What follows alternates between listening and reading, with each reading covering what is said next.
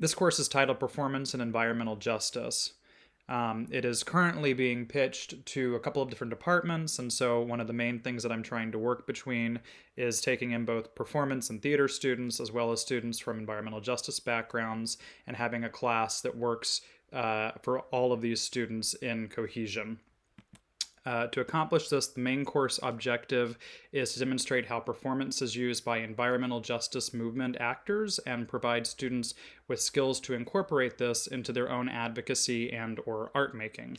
And to do so, I'm building the course through Indigenous ways of knowing. And so, about half the material is built out of Indigenous playwrights, artists, activists, scholars, and the remainder of the course is largely focused on African American case studies in a US context. And we're really looking through different examples of both performance pieces, protests, music works, artworks, a lot of community driven performance practice, and community based work to think about how these both intervene and spread awareness and education for environmental justice issues, but also think about how they respond to cases of environmental injustice, catastrophe, and how those two things come together. And so that's the broad overview of what the class is going to be looking at to both enhance how we think about what performance is and also understand what contemporary environmental justice in the US looks like and what some of the major ideas behind the movement are. In terms of how I want students to learn, it's a very skill-based approach, trying to marry both non-performers with performers. The final project is really how I'm thinking through this, and it is a grant proposal for a performance event, which can be paratheatrical, can be community-based, can be in our series of artistic events, can be a protest, can look like a lot of different things. But to demonstrate that students have been able to do research, have been able to really understand what the themes of the class are, that they've really been learning about how to make sustainable change in both their own artwork as well as in their advocacy work and how to bring that to the fore when putting on events, educational or otherwise. This grant proposal is going to be targeted towards really seeing how can you create and think through an event, how can you demonstrate with research the need for it, how are you thinking through audience and audience relations. And so that's what the final project is going to look like. We'll do a series of small group workshops throughout the class to really brainstorm how that comes together.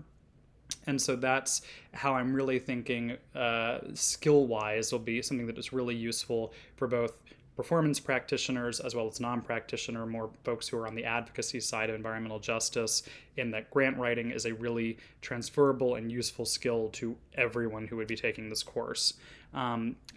In terms of what the class itself looks like, I'm taking a very student-led approach. And so students will serve as discussion leaders for individual classes. They'll all do that at least once. When they're discussion leader, they're also expected to bring in outside material. So they're bringing their own material into the classroom and they're able to focus on ideas that they really care about and bring in some of their own major issues that they're concerned with and some of their own ideas.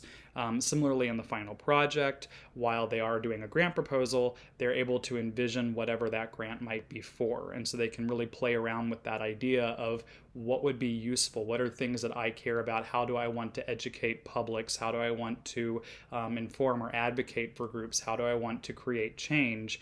And so it really encourages them to think through their own interests and their own desires in coming up with this project.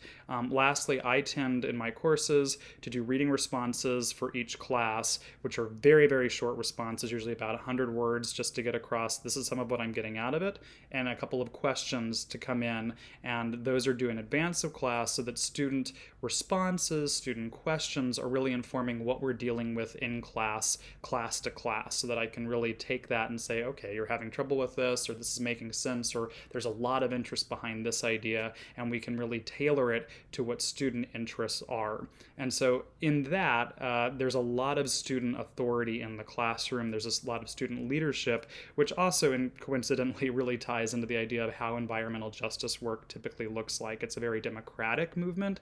The advocacy work that it's looking at is usually a lot of anti-hierarchical strategies, and so I'm trying to bring some of that into the classroom itself to really think through how can we model some of the skills and some of the techniques that you'd be taking out into the world as advocates, which is coming out of a lot of the scholarship that I'm looking at here.